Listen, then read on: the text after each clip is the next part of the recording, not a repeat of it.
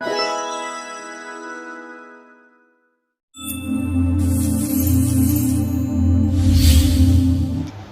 Guys.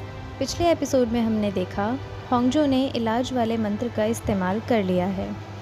कागज़ के जलते ही शिन्यू के दिल की धड़कनें तेज़ होने लगती हैं और वो होंगजो को अंदर जाने के लिए कहता है और कहता है कि तुम इस ड्रेस में बहुत अच्छी लग रही हो। जिस बात पे होंगजो को यकीन नहीं होता और वो सोचने लगती है कि ये मेरी तारीफ़ कब से करने लगा, और हाथ पे लिखा ज़िंदगी शब्द गायब हो जाता है।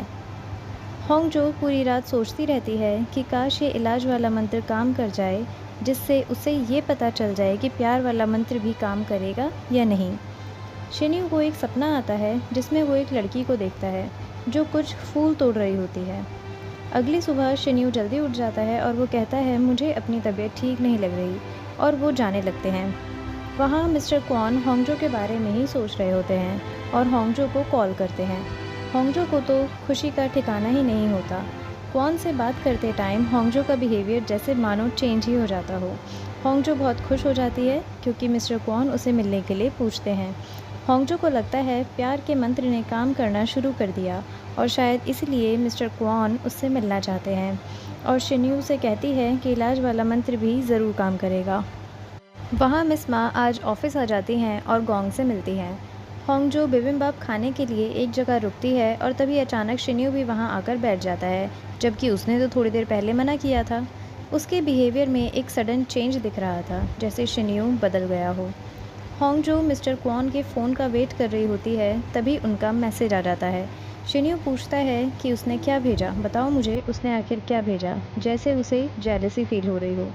शिन्यू होंग को घर छोड़ देता है और उसे ड्रेस भी दे देता है। घर पहुंचकर भी वो होंगजो के बारे में ही सोचता रहता है। वहाँ मिस्टर क्वान होंगजो को मिलने के लिए एड्रेस भेज देते हैं। होंगजो की खुशी का तो मानो ठिकाना ही नहीं था। लगता है प्यार का मंत्र अपना असर दिखाने लगा है। उन दोनों की काफ़ी देर तक मैसेज पे बात होती है। अगले दिन होंगजो ऑफिस पहुंचती है। उसके साथ की लड़कियां उसे ताना देने लगती हैं क्योंकि होंगजो के छुट्टियां लेने की वजह से सारा काम उन दोनों को करना पड़ता है। तभी होंगजो को याद आता है कि उस दिन वो अपनी बॉटल ऑफिस में ही भूल गई थी। वो बॉटल मिस्टर गोंग के पास मिलती है। होंगजो डरते हुए उनसे पूछती है कि कहीं उन्होंने इस बॉटल से पानी तो नहीं पी लिया। तब मिस्टर गोंग कहते हैं कि हाँ, थोड़ा सा पानी मैंने पी लिया था। होंगजो के लिए तो मानो पैरों से ज़मीन ही खिसक गई हो। जैसा उसने सोचा था वैसा बिल्कुल भी नहीं हुआ और उन्होंने वो पानी पी लिया था। फिर होंगजो लिफ्ट से जा रही होती है तो शिन्यू से मिलती है और उसे बताती है कि मिस्टर क्वान ने उसे मिलने के लिए बुलाया है।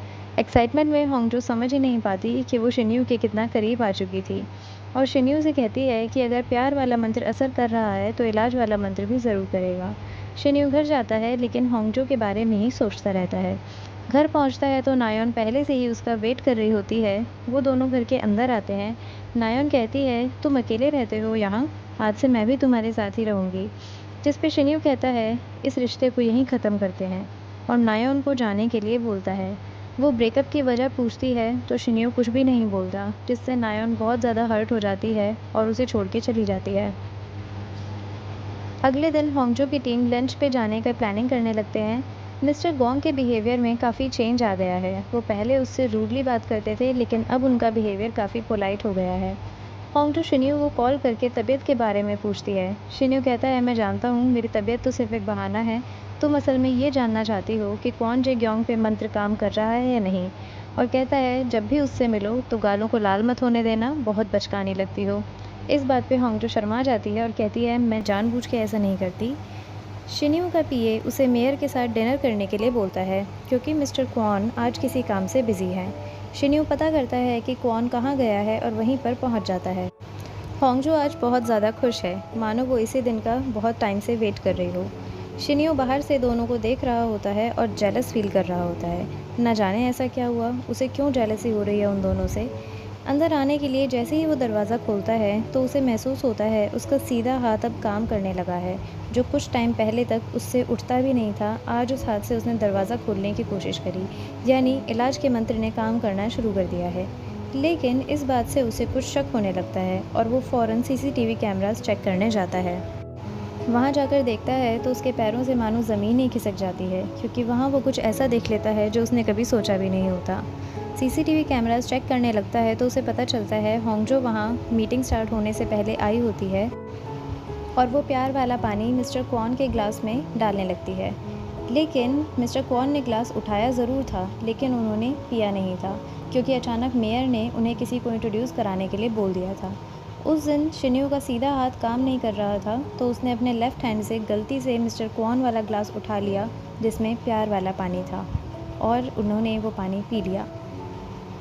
कहते हैं ना, जो किस्मत में लिखा होता है वही मिलता है। क्या लगता है आगे क्या होगा? क्या होंगजो का दिल फिर से टूट जाएगा? उसे मिस्टर क्वॉन का प्यार कभी नहीं मिलेगा? और शिन्यू का क्या होगा? कहीं ऐसा तो नहीं कि प्यार वाला मंत्र काम कर जाए और इलाज वाला मंत्र नहीं करे? जानने के लिए देखिए नेक्स्ट पार्ट। तब तक के लिए बाय। पसंद आए तो लाइक और सब्सक्राइब कर देना।